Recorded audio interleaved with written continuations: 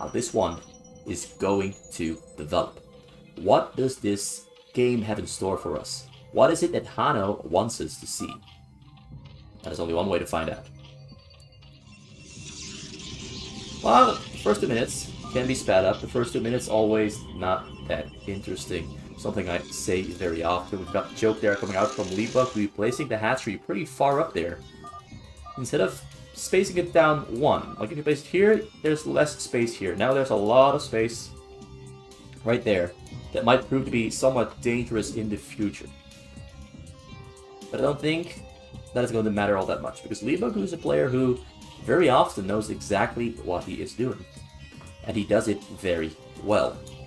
Broke there finds the hatchery there in the back. Everything is as it should be. Everything is as standard as it can be. Same with from Hano. He's doing the most standard stuff that we usually expect to be seeing. Although he is currently supply stuck because he didn't time it that well. So he got supply stuck for a little while there. Slowed down his pro production by just a tiny bit, but he's ready to resume as his supply is no longer long. The Cybercore already on the way, no gas on the way yet. He's just gonna make some zealots first. He's gonna build a pylon there on the side, it appears. Which might get found by the... It's not gonna get found. He might be up to something interesting here, because this is very close.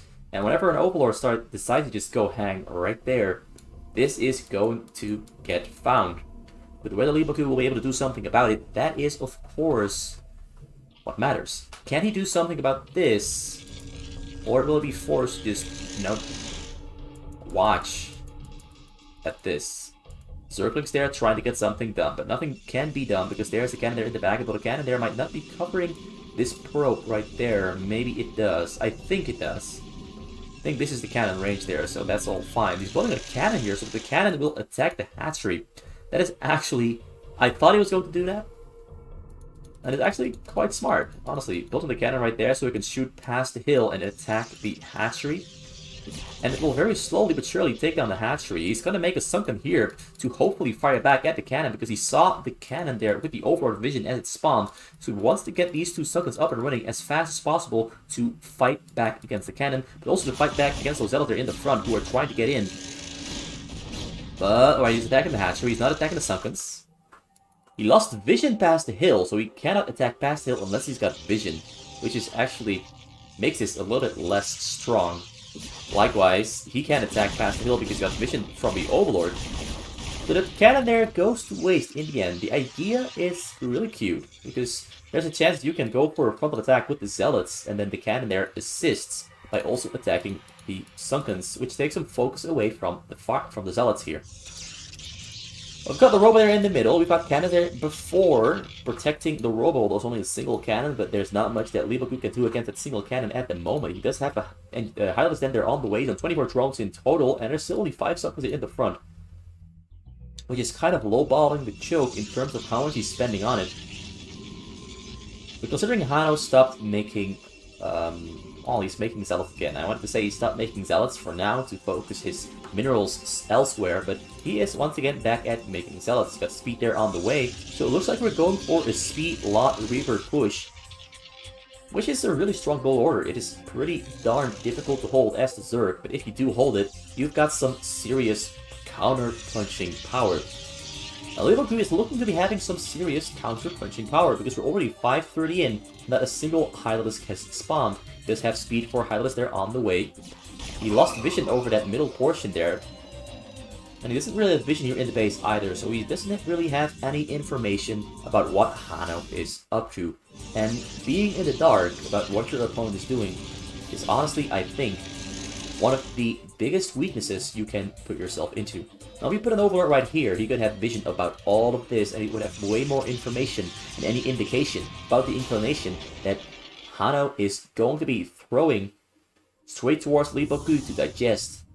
But the question is, can his digestive system handle this? There's Zealots on the way, but Hylisks have spawned in the back, but it's only 2 Hylisks, so it might actually be pretty bad here for Leebokgu. He does have some Zerglings that are ready to assist. So as soon as this starts unloading, it's going to be Zealots. Leebokgu knows it's just going to be Zealots, that's why he's not pulling his drones away.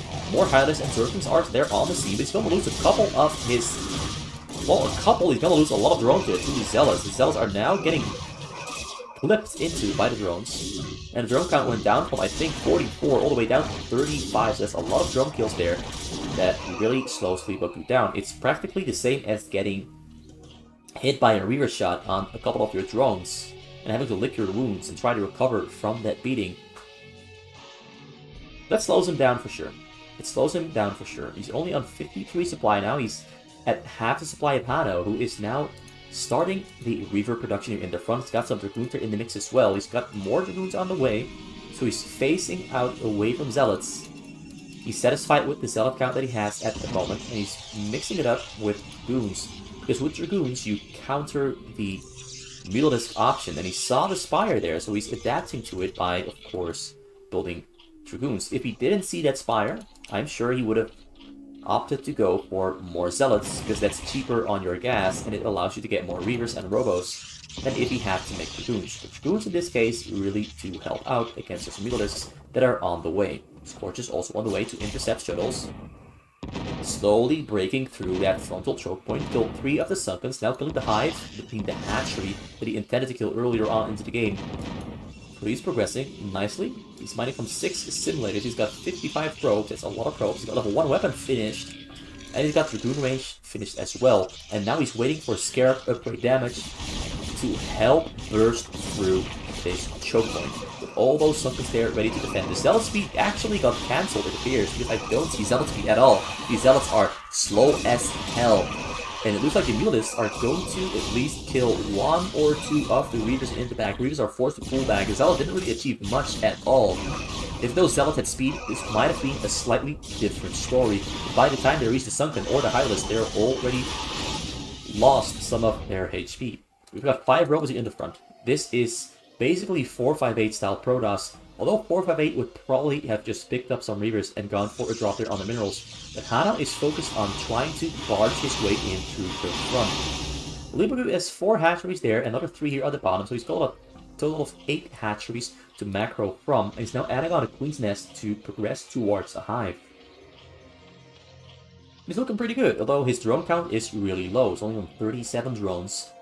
This is the perfect moment to drone up just a little bit so you can match the Protoss production in the later phase of the game. Because Protoss now on 65 probes has massive, absolutely massive production ability that you as the Zerg want to match. And Leebokgu is actually listening to my advice from the past. Because he's got 50 drones now, he added on another 16, so his production should be pretty good. He's also adding on more gas. He's currently mining from only 4. But he wants to mine from 6 because he's going to swap or face into Guardians after he defends this with Hydralisk and Mutalisk. But defending this is looking to be rather difficult. Drop comes in there, but Drop gets intercepted and is forced to turn tail. But there's a Scorch there on the way, ready to take it down. Well, actually, it flies into Scorches of its own volition. So make the choice that it's no longer worth it. I'm leaving. My time is past. My time is done. My time is over. And so he flew a little bit too close to Scorch. Reavers taking some beating from the Mutalisks. The Mutalisks are taking the beating from the Dragoons in turn, but he's going to try to at least take up all the Reavers and slow Hano down. But it might just be a little bit too much for those Mutalisks to handle. He does take out 3, almost 4, but all the Mutalisks that he had are gone. He still has a couple new ones ready to go into the fight. 2 Reavers that are hammering away at the Sunkens. 100 supply against 181. This is going to be a tough and difficult one for Leebokgu to survive. Hano is being patient. He's not sending his Dragoons into those Sunkens. He's waiting for the Reavers to arrive. He is waiting for this moment to arrive. Blackbird. So he's breaking through. Mutalisks are once again on the hunt. They're going to abuse the hill advantage to micro into the darkness, away from vision. And back into vision. And the Reaper there decides to just not want to continue living on. Mutalisk once again retreating because he put the Dragoons in between the hill and the Reavers, which means the Reavers are safe from harm. Now he goes in to snipe on the Reavers. Does a pretty good job at it, but he won't take it down because the Reavers... Oh, he gets one of them and he's going to go for number 2. He gets number 2 as well, and once again leaves the front there, pulls back to Mutalisk, is now going to rely on those lurkers in the front to keep to get the job done. But storms have arrived on the scene. The drop there also on the side coming in, but it's a slow drop, but he's fully spotted. He's not responding to it. They're so slow that he's not spawning them. Actually, this is like a mind game. He's not responding. He's focused on fighting Reavers in the front.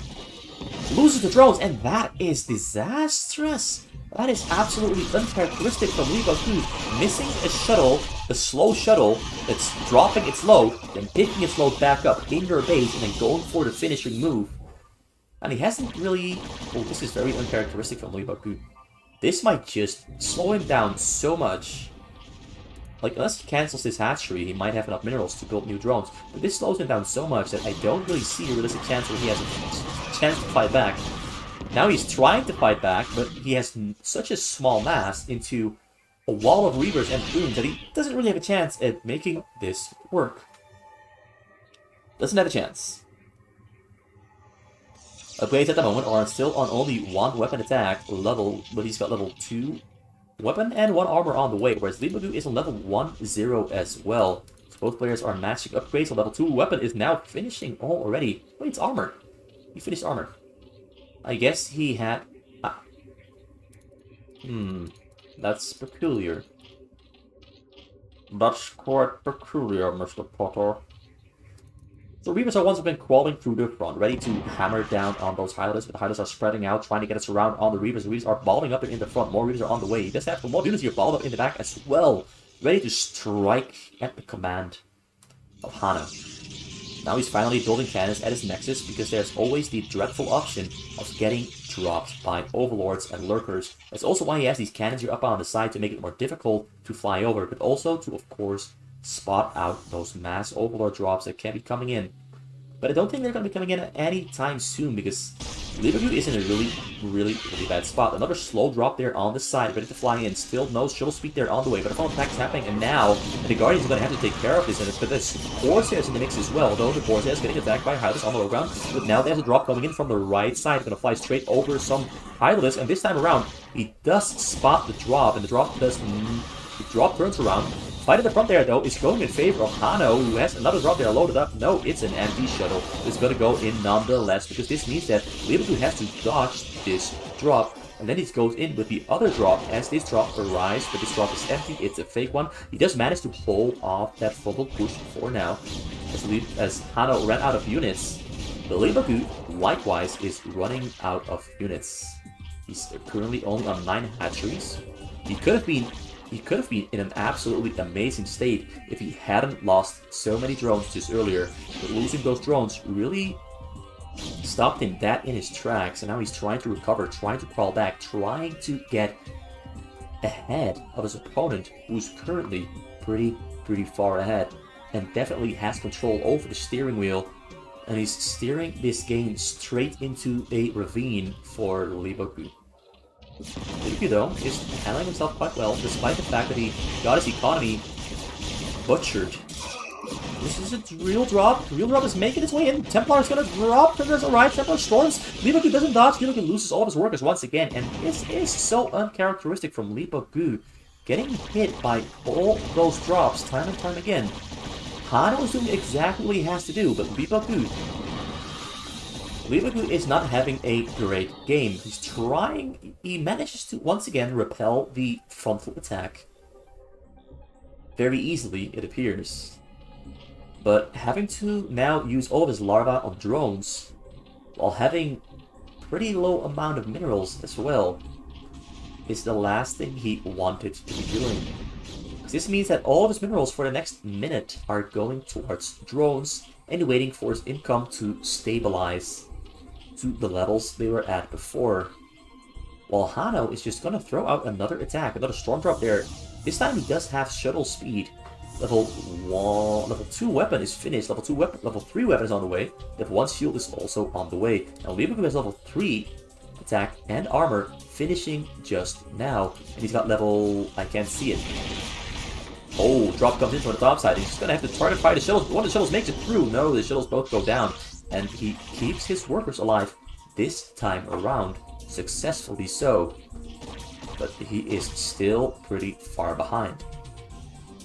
More drones there moving towards the minerals. He's got level 1-1 on his air upgrades, which is pretty good. He's really been doing great with his upgrades, whereas Hano is kind of trailing behind despite being so much richer. His upgrades are not as great, although he is very soon going to have some pretty great upgrades, for sure. Armor, shield, weapon, all finished. Level 1, 1, 2, soon to be level 3 on the weapon. That's going to make a big difference, but Leebokgu will soon have his own level 3 for his upgrades on his Hydralisk finished as well. But Hydralisk all upgraded don't really do that great against Reavers. Reavers kind of ignore your upgrades and just hammer away with them Scarabs as the push is now commencing. And this is going to be very hard battle for Leebokgu because all of his Hydralisks are balled up. And balled up Hydralisks don't really do all that great against Reavers. You now just have to push back and fight back against those Hydralisks. Storm comes down on the Hydralisks as well, and all the Hydralisks get cleared out within the blink of an eye. While Corsairs are trying to disrupt the Overlords from having a peaceful little hanging out there in the sky. No hanging in peace for these Overlords. Reaver pushes forward. Reaver shoots. Sunken dies. And the same continues there as well. Drop there on the bottom side of the middle. 4 Reavers. And there's practically nothing in between those Reavers.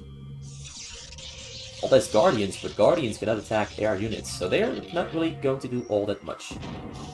Oh, shuttle comes in, Leebokgu is moving. Leebokgu is not moving the right units, and he's getting all of his drones. They're intercepted, and he loses a bunch of them. More Scarabs are hunting down the drones, and the drones all go down. He's back to 24, and that is disastrous because only has 500 minerals. Only 500 minerals. Leebokgu is getting torn to shreds, slowly but surely, as he keeps failing to secure his drones time and time again, which is very highly uncharacteristic of Leebokgu. Usually he is a very aware player who doesn't really miss all that much. But this game he is dropping a lot of shots, basically. He's dropping a lot of stitches. He's not doing all that great. He does have he's doing great in the defending part of the front. He's defending the front amazingly well. He should have already died, but he hasn't somehow. But losing drones is pretty much just like he's going to die eventually, that's for sure. Reavers in the front, Shuttles in the front as well. Shuttle's gonna pick up some Templars or Reavers. He's gonna go for the Reavers instead of the Templars. Gonna go for 4 of them in total. He's gonna have to fly through practically just Guardians. Because the Hydralisks are there on the sides. Now 41 drones for Leebokgu, but a full attack happening. Dragoons are coming in hot. Shuttle's coming in hot as well, but it's just hanging there for a little while longer to lull Leebokgu in the false sense of security. The Templars there do a great job at keeping those Guardians away. Now the Shuttles are coming in. Shuttles are getting sniped. They unload though. They unload 3 Reavers. 2 Reavers have unloaded. He gets another shot up on the drones, and the drones once again don't get pulled to safety. And Leebokgu decides to just give up and leaves the game after 19 minutes without a GG. And that was very sloppy anti-drop, very sloppy drone drills that he should have... He usually is a master at drone drills, but he just ignored drone drills, drone pooling, drone safety completely. And of course, in a Zerg vs Protoss, if you don't secure and save and protect your drones, you are going to die. Hano played this one really well. He did it by the book. Did it exactly as most of the other players played this matchup. Now the drop frequency wasn't as high as with some of the other players, but the concept of pushing through the front with Reavers, Templars, Dragoons, and Observers, and then of course mixing that up with some drops here and there, is the exact rinse and repeat proven Protoss versus Zerg method that so many players have utilized to great success. But that's it for today. This is a very short single replay that I had some time to cast, and which I promised Hano to cast because he asked me to very kindly. And yeah, I hope you enjoyed this one. Wasn't the extremely high action excitement that we usually see, but I kind of like the methodical approach that Hano displayed here. But I'm a little bit sad to see Leebokgu with the poor drone control. So hope you come back for another video sometime in the future. And I hope you leave a like, leave a comment, leave a subscribe, leave a dislike if you really didn't like the video, because that's of course also an option. I hope you don't do it, but it's there. There's a dislike button. but I hope it remains unused. And yeah, goodbye, and have a good day.